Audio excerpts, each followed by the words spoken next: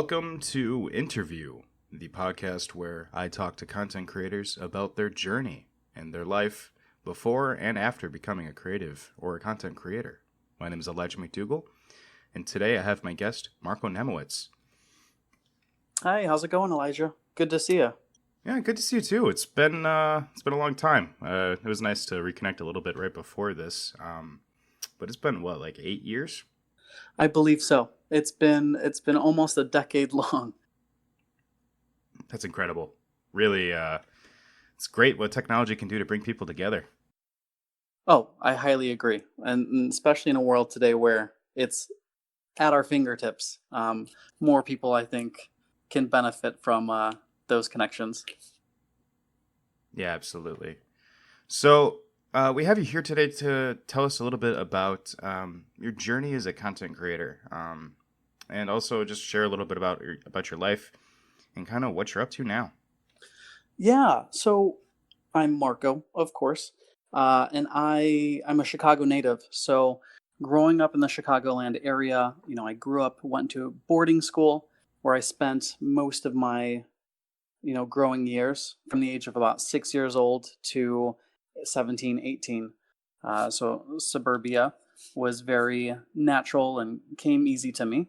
Um, and for me, I think when it comes to taking a look at a creative field and kind of showcasing those attributes, music was huge for me. Um, I grew up as a clarinetist and took it very seriously in terms of music development, performing, and it was something that I really excelled at. There were a lot of adults in my life that were nurturing, that gave me the opportunities and the chances to grow as a musician, which directly moved and transferred into my college experience. So it was in 2009, graduated high school, moved back into the city, went to DePaul University to study music performance. And along that path, I picked up and was inspired through music education. And so a lot of what I've taken into my life now, with what I currently work with as my primary creative source, comes from music education and scaffolding information and the way that that can translate into other areas of your life. So yeah, kind of, if you would be willing to touch a little bit more on that, what's like some of the biggest things you've taken away from that music discipline that have been helping you in the present? I think when it comes to music, all musicians are strong practitioners in, putting in the time for one, breaking down information, and really coming to an understanding and almost self awareness of ourselves, what our tendencies are, from musical dialogue. Hmm. Sorry.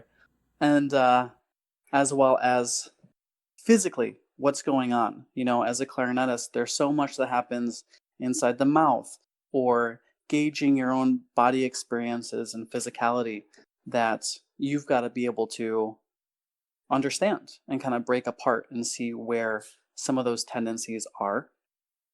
Um, and so I think self awareness is key.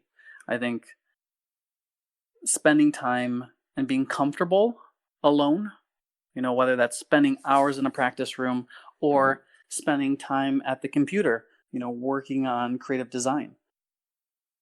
That's definitely a big facet as well. And then being able to take concepts that might seem very complex and share them in a way that people are able to digest easily and understand. Yeah.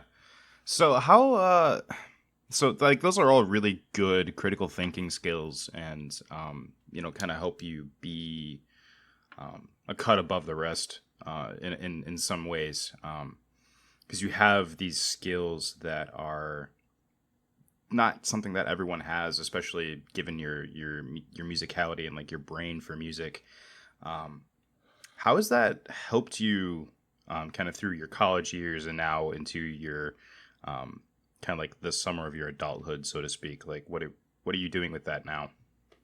So, with music and music education, a lot of those concepts transferred into my experience with yoga and meditation. Um, and toward the end of my college career, I was fortunate enough to manage and be a part of a beach yoga studio.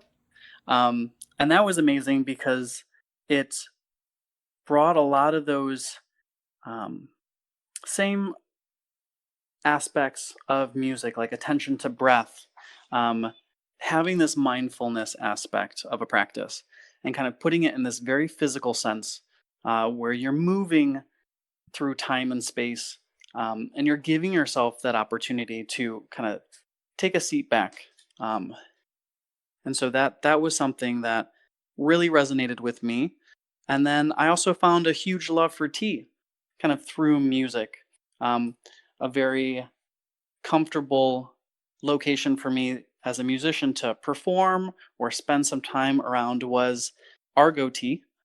And they're a tea cafe based here in Chicago and have a number of different locations throughout the country and the world.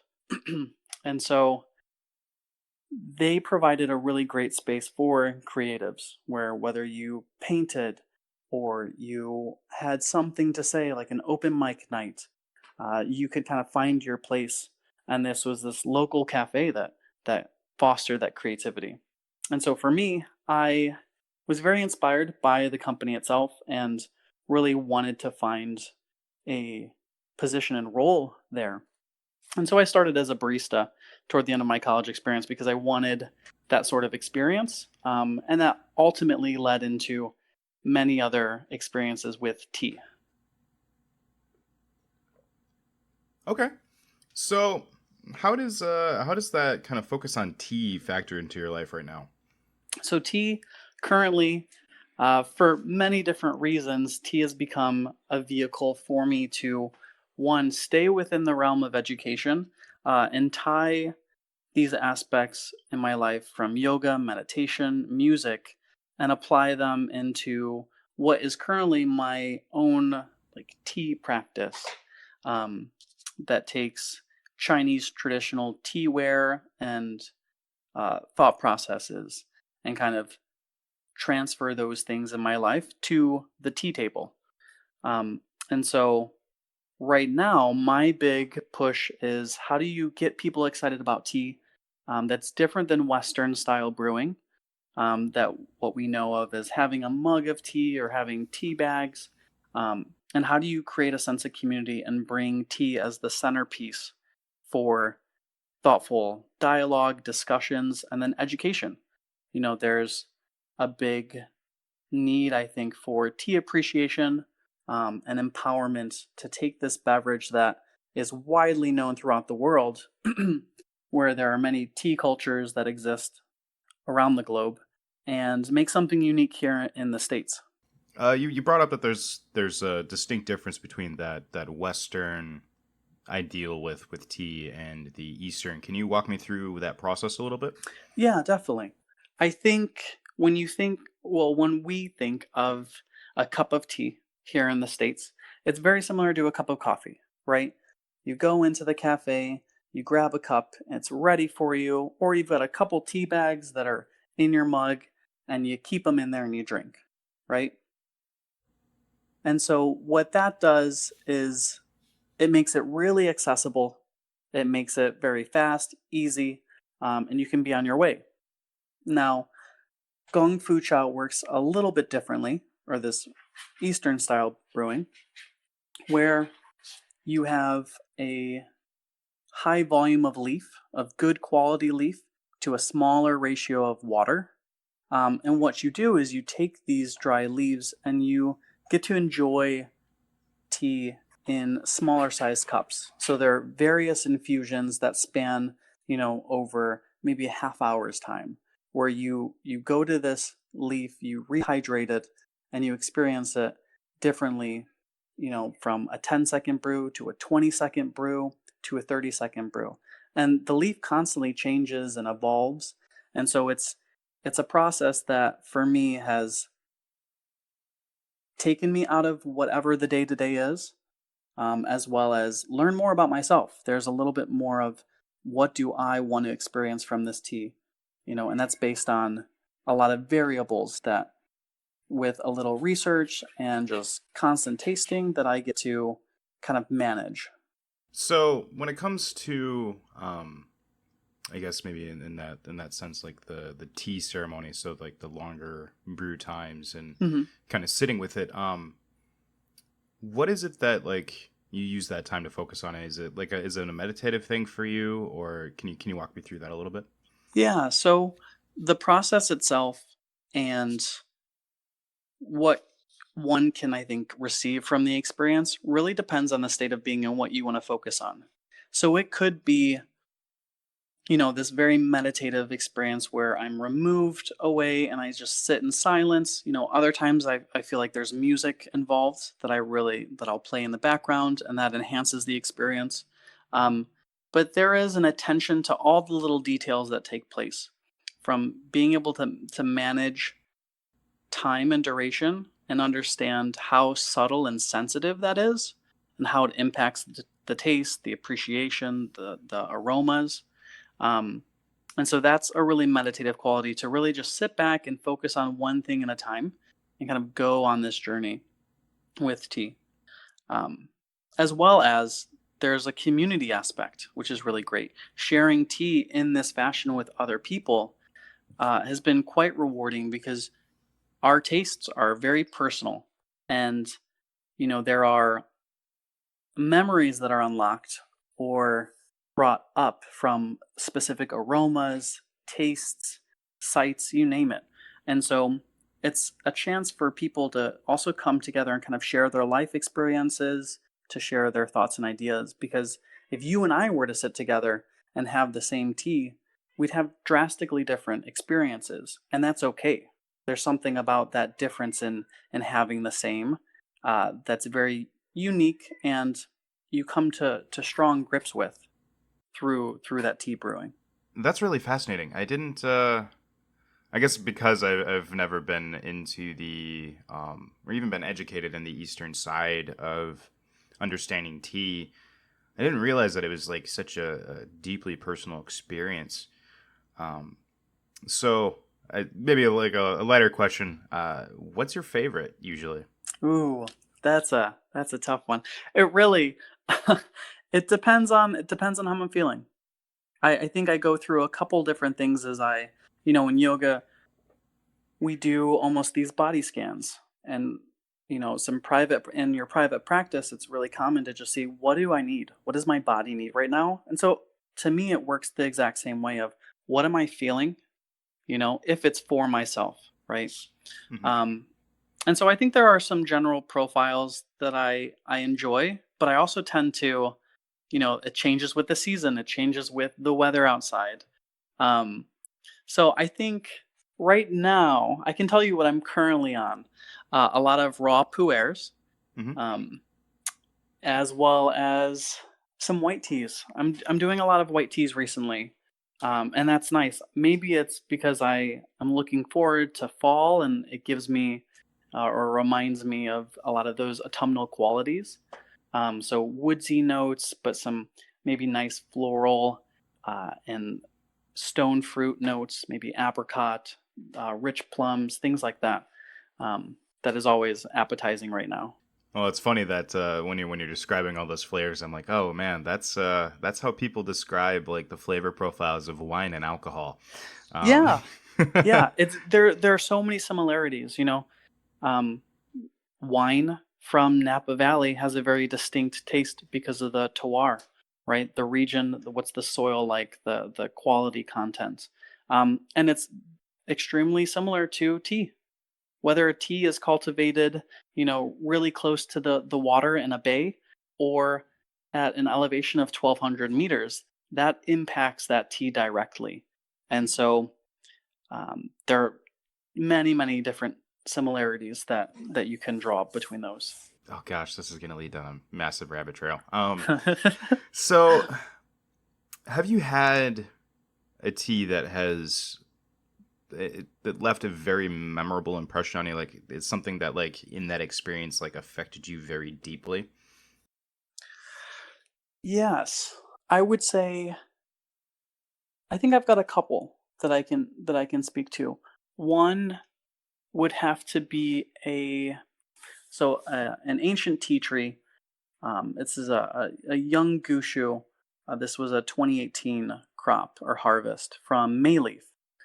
So Don May and his team, do a great job, I believe, sourcing tea from around the world.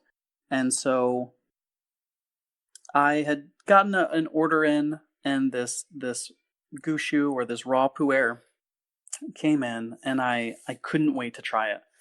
And I was completely floored actually with the taste profile because it was my first of its type.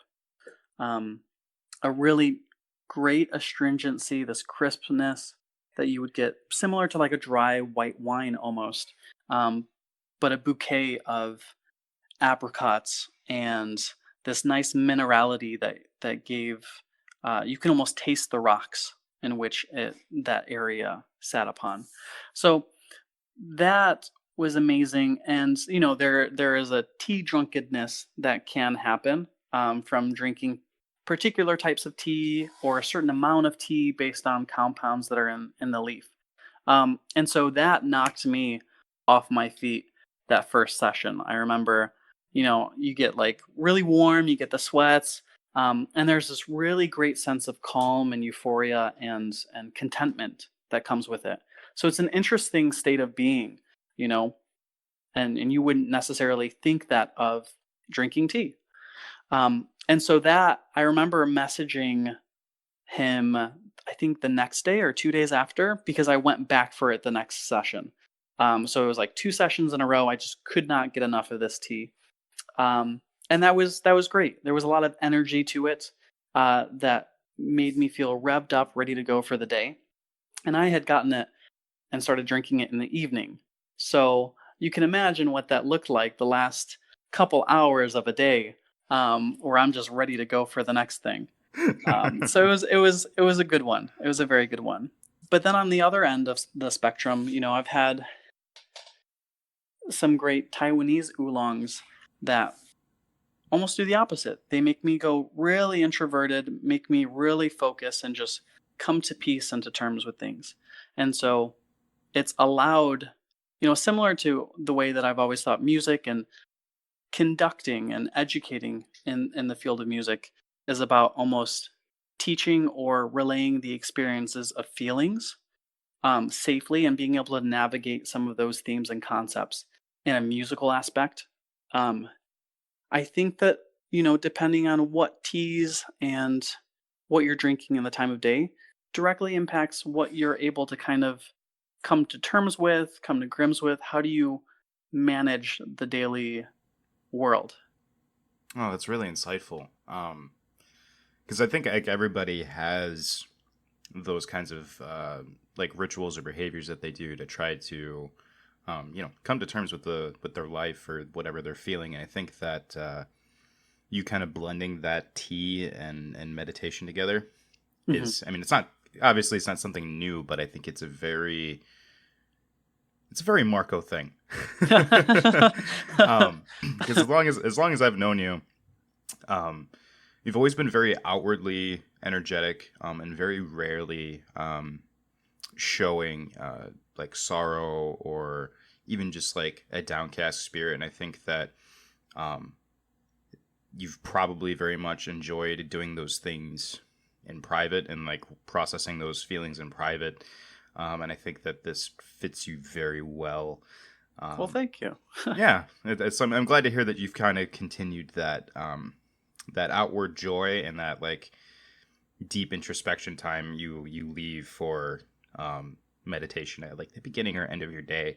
Mhm. And I think that if people were doing that more, that would probably even out a lot of people's roller coasters of their lives.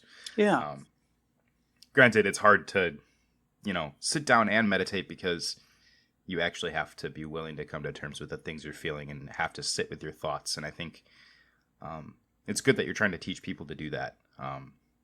So actually, could you tell me a little bit more about the teaching aspect? You've mentioned it a few times now, and I know that you have some things that you're working on in the background. But if you're able to share, could you Yeah. kind of talk me through some of that? So actually, the past probably 3.5, I've worked in the tea industry for the last 5.5 years, but a good 2.5 to 3 years has been actually writing training curriculum, being a part of the classroom process in terms of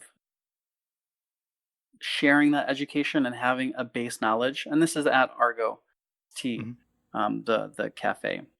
So I've been fortunate enough to take some of those concepts and curriculum building skills from my time in music and apply them to tea. So scaffolding information, what does that look like in terms of creating a set of standards that uh, as a business you can move forward with?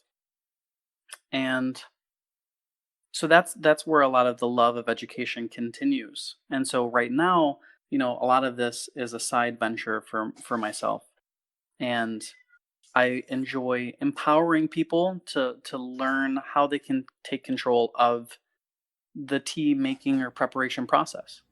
Hmm.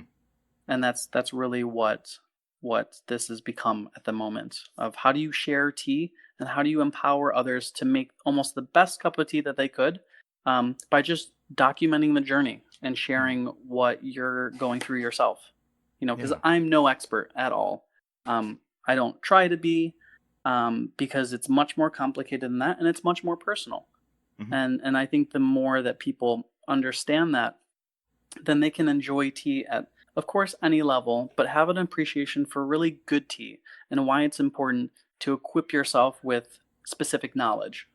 Yeah, and kind of in that same way, I've in my experience with the alcohol industry, and being in that retail space, um, I'm by no means an expert on wine, beer, and spirits, but I am an expert on certain things, Hmm. and I know enough about general aspects of, like, say, gin or rum or something, even certain wines, that like I can direct people to something that they're probably going to enjoy and experience well.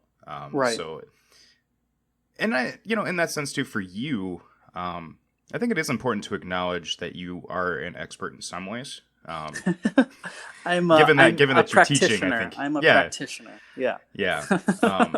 So like, I'm glad that you're taking the time to document and to teach people, because um, why hoard all that knowledge for yourself?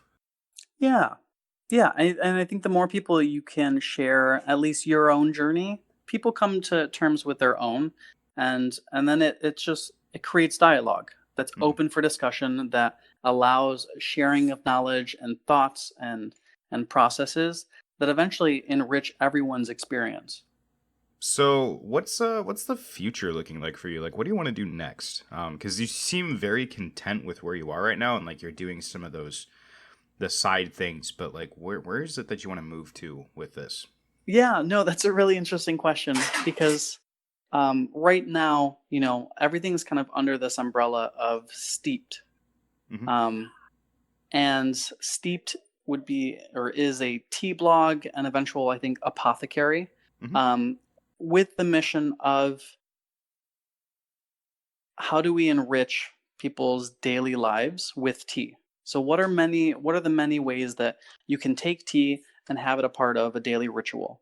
So whether that's through, you know, gong fu cha and those sorts of experiences, to tea meetups, tastings, things like that that empower knowledge and appreciation of tea, to making candles, incense, anything that's tea related that can kind of enhance or be a part of life, but not in any way that seems extra. So making it very accessible and saying, great, I've got, say, candles that I like to light in the evenings. How can tea play a part of that? Or um, how can this beverage be a part of an evening of cocktails, right? If we're talking about your experience, say, in the alcoholic beverage industry, tea infused spirits, that's a blast. People love that. And so, what are the creative ways that tea can be more than just this grab and go? I've got a couple tea bags, or I'm feeling sleepy, I want to find something to settle down to, or I'm sick. I remember being sick, and I would get some tea with some honey in it. Mhm. And what are the ways in which we can not only expand our daily impact, but also take a look at where that tea comes from? What are the conversations that revolve around climate change right now? How does that impact the tea that's grown in China at the moment, or Japan? And what does the tea industry look like 5, 10, 15 years in the future? Mhm. Do we have a connection to where our teas come from? And part of that starts with, what are the questions to ask, right? I love the idea of the apothecary. I think that's I mean they're around, but I like your focus on like it's nothing extra, and Hmm. I think that's very much important because people are very drawn to lifestyles right now, and people start to get turned off from those said lifestyles when they feel like they have to do more than it feels like is necessary. Right. So balancing that, like, okay, so let's integrate a tea ritual into your evening wind down. Here's how you can do it, and giving people the materials for that, and teaching them as you do how to do that. And I think that's a really um, I think that's very anticipatory of kind of where things are going because I'm seeing a lot of tea shops spring up right now in even my area, Hmm. but Oh, great. it's all the oh just come buy the tea. That's it. Yeah. They that there's nothing. It's very much like that sterile. This is my shop. Buy my things so that I can go home and pay the bills. There's nothing more Disconnected. to it than yeah, exactly. Yeah. Like I And can that's tell that the people don't care about it. It's still that very Western mindset. yeah. I think, more and more people, as the past 5, 10 years have gone on, are more interested in tea. Um, and people are finding that tea tastes good. They really like it. But I know a lot of people that are also asking some of those bigger questions. Where does this tea come from? You know, if you were to go into a shop that specialized in wine, you would hope that the associates, anyone that's there, can speak to that region, that crop specific, that batch of tea, you name it, or the batch of wine. And so there's a little more information and digging that should be done and made available. I think also when we talk about transparency, that's vital in order to gain that traction or to gain trust, to prove that authenticity. Um, because as this world continues, we're just becoming more and more in communication and in flux with each other. So it becomes very easy to find the answers. Absolutely. And I think that, again, being able to provide those is going to end up being the difference between you and, say, like, I don't know, Tavana, just if we're going to go for something big and corporate, right? Mm, Um, they've got all their lovely branding, they've got all their fun little gadgets and doohickeys, but, like, I can't go in there and be like, hey, so where is this specifically sourced from? How might this kind of affect my state of being? And you being able to be a small person with this knowledge, you can say, hey, like this is sourced from here. This is my experience with this tea personally, and walking people through that, I think would be a very fulfilling experience for pretty much anybody who's even remotely interested in getting into tea. Because yeah. as it stands, the people don't think about tea the way that they think about their coffee. Coffee, you're like, oh yeah, you walk in and you're like, okay, this thing is really tasty, and you're like generally gonna understand that coffee is just gonna get you wound up, and that's what Hmm. it's there for. And then people go to tea and they're like, oh, it's less caffeine, and you're like, yes, but also definitely not, Yeah, yeah, yeah. Well, because there's and that herbal nature to it. right. And what's nice is that, the compounds that you find in tea are different than what you're going to find in caffeine. So the relationship between these compounds work very synergistically and impact the body very differently.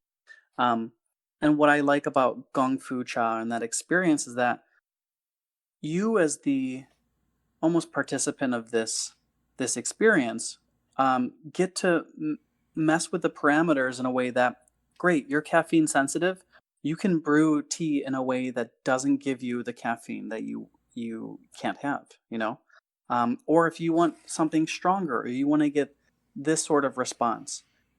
There's a way that you can brew it and have control. So it's really about, how do you empower a community with the tools necessary to give them information, give them the chance to experience it themselves and have full control of something that becomes really meditative, and able to be shared in community. If you're okay with going a little deep here, Yeah.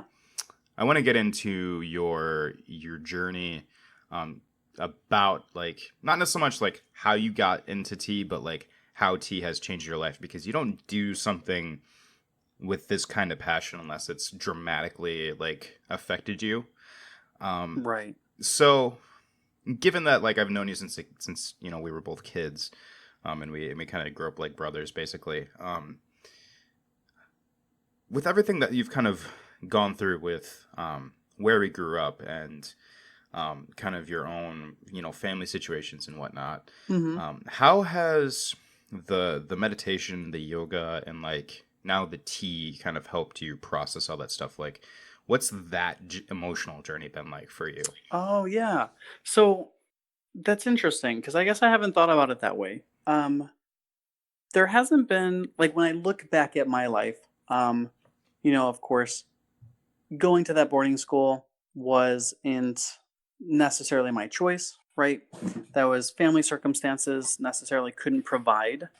Um, and so the campus ended up being that haven for me. But these days, it's not, there's nothing that I feel like I've had to grapple with, I think, over the years.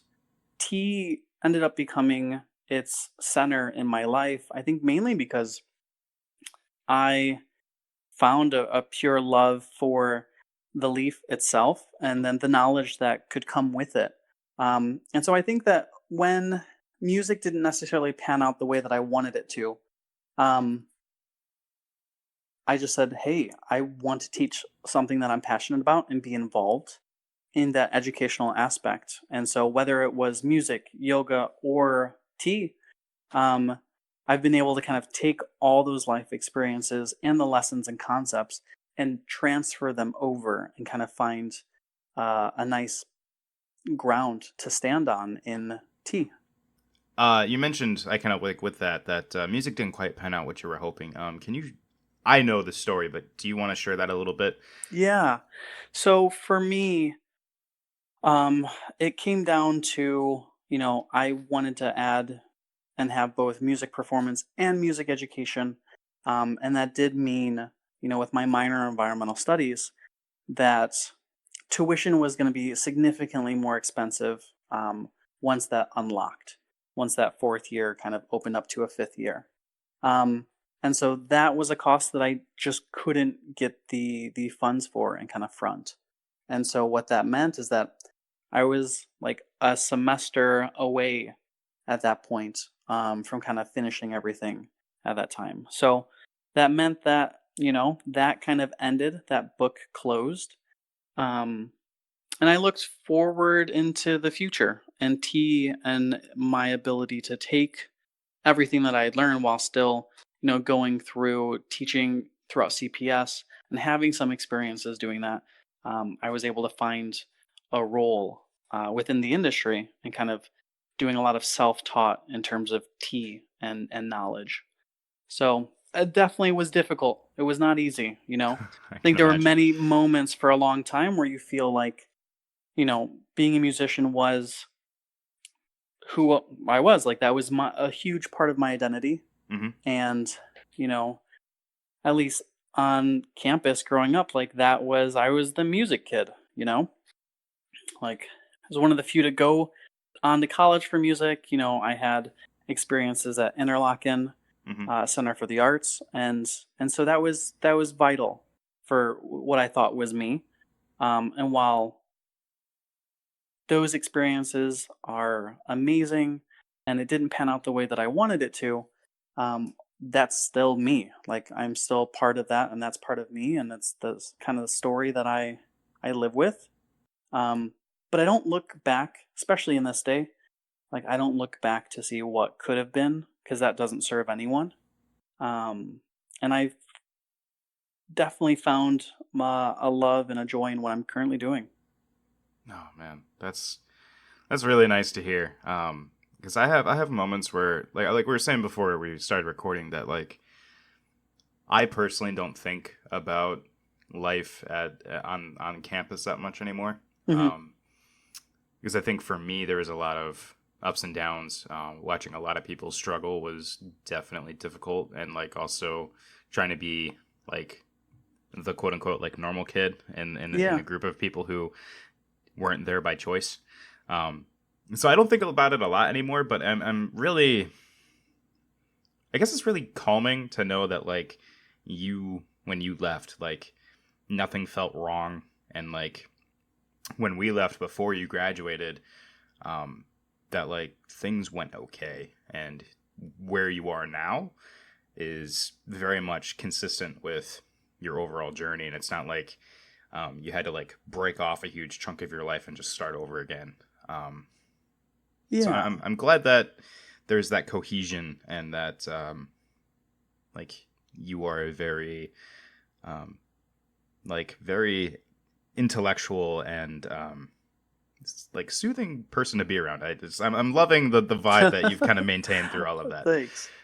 I think all of that stuff, especially growing up in the circumstances, and, it gives me empathy.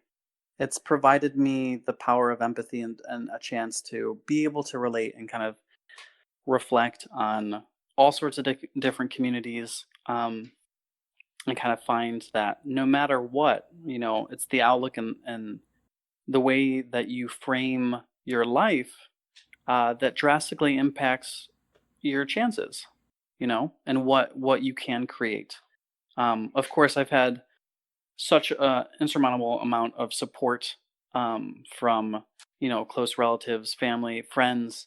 Um, but at the end of the day, there is you sit maybe alone and you ask yourself, what am I doing? Am I doing what I want to? Is it making me happy? And if not, what do I need to do? Because there's no one else involved. It all comes down to you.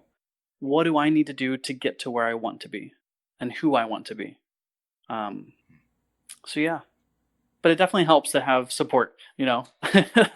It's a vital aspect of getting to wherever that is.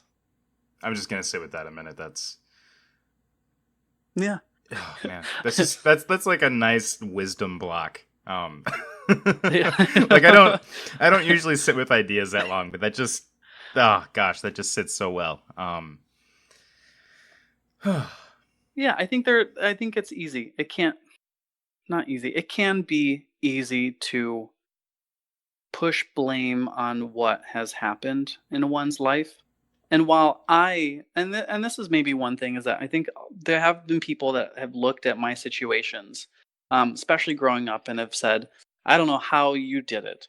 Um, but to me, that's not like, I don't in any way feel underprivileged in any capacity. Like for me, still, even when I reflect back, I was like, I had it great. Um, because there are so many people that have it worse. And so if there's someone that has had it worse in any particular situation, then you've got nothing, it's a nice motivator to just say, "Oh, I've got this." You know, Things might take a little bit longer, or the path might be arranged in a different way. Maybe it's a little longer, maybe there's a weird detour, but you're going to get there. And you've got to be comfortable, or I've got to be comfortable with that time. And so that's also, judgment goes away. I Yes, yeah. judge people significantly less. It's something that, because they've got their own story, they've got their own, obstacles, challenges, demons. Um, and so every experience is unique. And that's what I find in tea. Every tea is unique. If I have the same tea today to next to tomorrow, completely different. It doesn't have to be the same. And that's okay. Oh man, that's good. I like the piece about judgment kind of going away. Like you don't feel like you need to like judge other people. I think that's a really interesting concept that we don't see a lot, and I don't think that humanity has ever seen a lot. Yeah. um, I mean, So yeah. competition definitely, entices that. But Mm, then again, like talking to a lot of people, and I talked to a really close friend and person that I actually get a good chunk of tea from, because he does a fantastic job sourcing tea. mhm. Um, but the amount of opportunity, there's an abundance of opportunity that exists that doesn't require you to step on anyone Mm, just to get to what you think is the top, you mhm. know? Um, Yeah. so there's a lot going on in the world, Yeah. and we could all use, some of the stress and that load off. Absolutely. I think I can really identify with that because so a little bit about me. I got married right after college Hmm. to my wife, who is a wonderful person. Just want to throw that out there. Um, but we moved to Milwaukee for a job that ended up not panning out for me. Um, Okay. and so, like, the first year of our marriage was just like super stressful and scary, and we were like really worried about people like judging us, and conversely we were very judgmental of ourselves because like things weren't working out the way that we wanted. And so being on the other side of that now, uh, over a year later thereabouts, we're coming up on 2 years of our marriage in September, and kind of reaching that same state that you did, where like the judgment kind of just faded off, and we felt freer to try to figure things out in a way that was less worried about how people were going to view what we were going to do, and just like rolling with it. Yeah. Which is very much what ended up rolling me into these ideas about content creation and doing this podcast and Victory or Death. Hmm. Both those things kind of came from that, like, you know what, everyone's doing a podcast, but also not everyone is doing my podcast. Right. And so now I'm thinking about how you explained it. I'm like, yeah, I'm just bringing people in and just letting them talk about their experiences and how they create content, or like what their strategies are. And I'm like, there's no judgment there. Like, someone could be doing it completely differently than how I would, and that could still be working for them and totally okay. Yeah. I think that's the beauty of diversity and just the human experience. Um, coming from a lot of hopes and dreams that, oh, I want to be this when I grow up, or you should be this when you grow up. Um, and life has its usual way of throwing things off course. And so either you sit with it and you figure it out, or you let it consume you, and you always try living up to someone else's idea of what you should be. And of course I wanted to be a musician, um, but I'm happy with the way that things have turned out, and a lot of those things I carry with me today, and so I can't complain. I'm super happy. I'm really glad to hear that. For the longest time, when I didn't know what had happened to you, like post college, I was like, I don't know what's going on. Like, is he happy? Is he like, is he waking up every day like in cold sweats? Like, I did not know, and I had a feeling in my heart that like you were living a life that was making you happy. Um, but being able to like reconnect with you and find out that like, no, you're doing awesome, and like you're doing something that is so like genuinely you. Like, just like, Thanks. yeah, Yeah. dude, you figured it out. Yeah. So the goal right now is, yeah, do what I can. Part of being that practitioner is having my a hand on the pulse and seeing, what are other people in the community saying, and what is the need, Yeah. because ideally I can I can be a part of that. And so that's where at least having that Instagram presence um, has been really cool, where I was very apprehensive to actually have a public profile, Hmm. um, and start that, because in general, I'm reserved. I'm very, I keep to myself. Hmm. Um, but it was something that I thought I should try, and so far it's been really great. And meeting other people that do experience tea in similar ways, but don't necessarily have a circle of friends to share it with. And yeah, it's been good. So I'm eager to see, I started this little journey probably 9 months ago. So it's been relatively short in the grand scheme of things, but it's felt the most rewarding after coming home from work or doing anything like that, where I can come home and I can work on all this stuff and it doesn't feel like work. It's really, it's just documenting my experience through tea. And because I happen to have tea every day and sometimes numerous times a day, uh, it means that I have a good deal to share. Ah, man, I'm glad. I'm so glad. I'm gonna probably say that way too much, and whoever's listening is gonna be like, "Ah, dude, you're so sappy when you're not telling people how to make their content." Right. But I really want to make it clear that this is a really important thing for me. Yeah, thanks. Having grown up with 10 older brothers, basically, and a couple of those people rotating in and out of my life. Like I remember when, am I allowed to name drop people? You think it's okay? I don't know. I'd err on the side of not. Okay, Just out of well, then I respect. won't name drop, but Yeah. like one of the guys that we grew up with in our first house left Yeah. for like 2 years and then came back. I remember that was such a momentous moment for me. I'm like, oh my gosh, he's back! Like, and it just like Right. oh man. So it's feeling very similar like that to like reconnect with you. I'm like, oh, Marco's back in my life. Oh my gosh. Yeah, no, definitely. It's there's a surreal feeling from it because it's been so long. It's been quite a long time. So, when you reached out and we got in touch a couple months back, it was really really cool to just kind of see what you were up to and how you're doing and the way that your life has panned out. I remember when I was actually at work when the Instagram follow came in, and I'm like looking, and I'm like, nah, it can't be. Is it? And then I just remember like grinning from ear to ear. I'm just like, he's doing great, and he's doing really cool stuff, and I was just over the moon about it. Yeah. Oh, I appreciate it. Yeah. Thank you. Yeah, man. So okay, like we got about 10 minutes left here, Okay. thereabouts, and we don't need to take the full 10 minutes, but in the spirit of you teaching, I have learned a lot from you today already. But like, what is one practical thing that you could teach me like right now in like 5 minutes? Ooh, that's good. Well, you drink tea, right? On and off, yeah. On and off. What type of tea do you drink?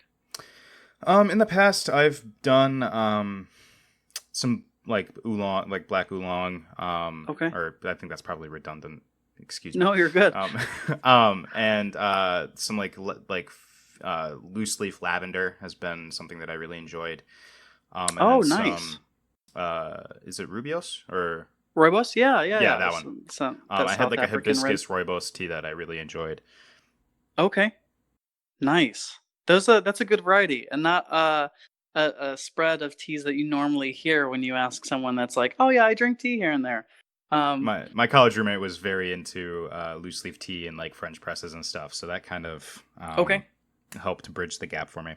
So do you drink like tea bags or is it loose leaf? In the past, it's been loose leaf. I have not actually had tea in quite a while. Okay.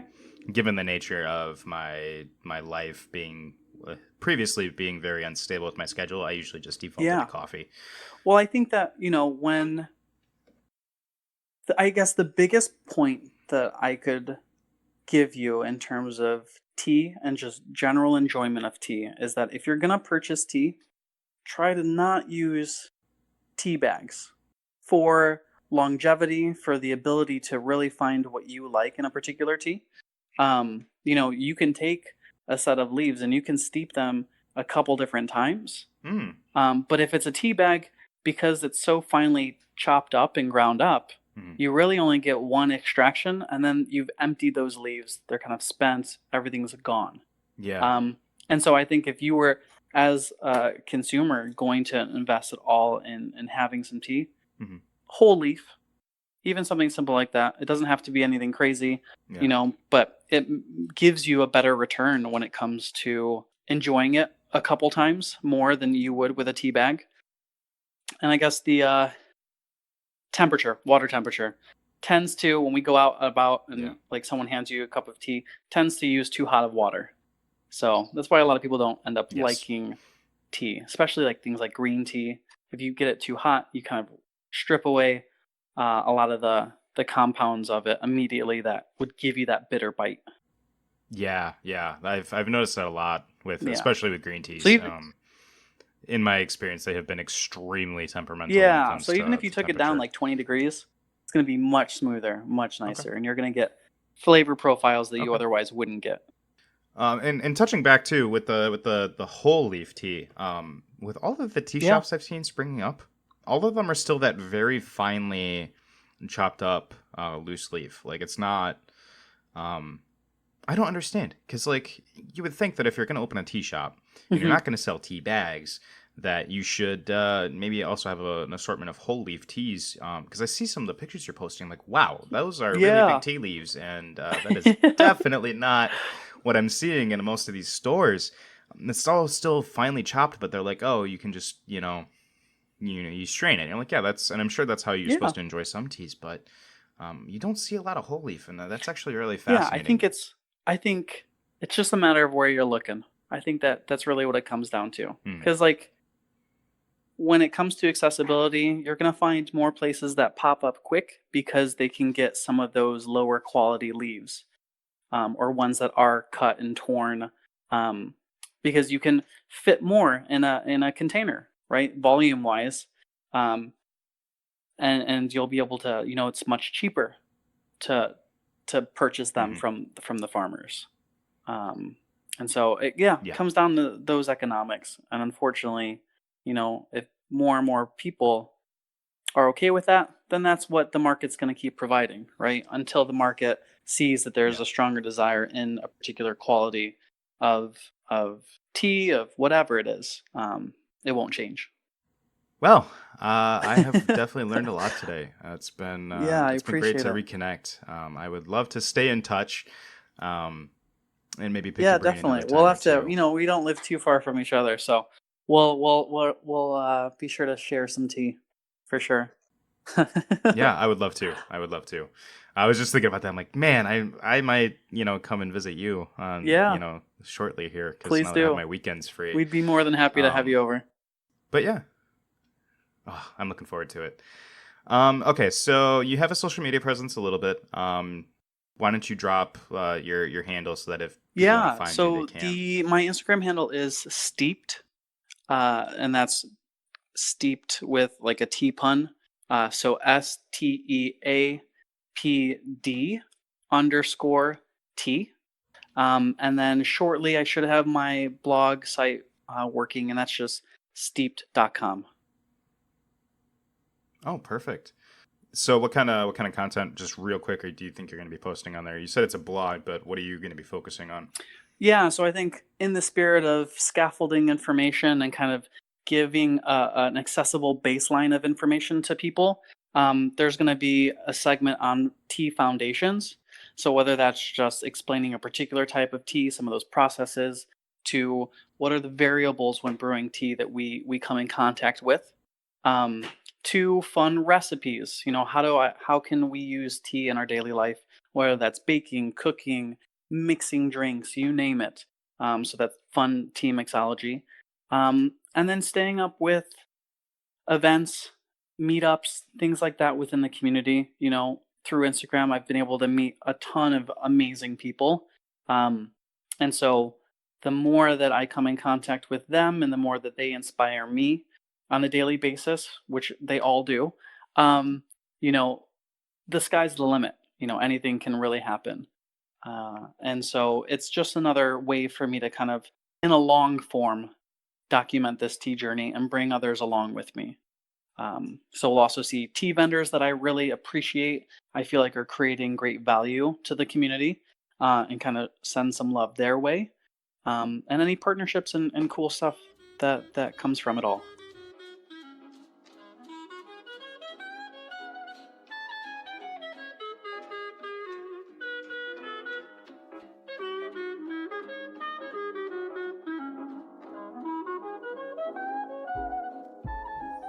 Thank you for listening to this episode of Interview. If you would like to support this podcast, please subscribe for more episodes and leave us a rating in iTunes. If you would like to further support us, please consider donating at the links in the episode description. Interview is a Victory or Death Media production.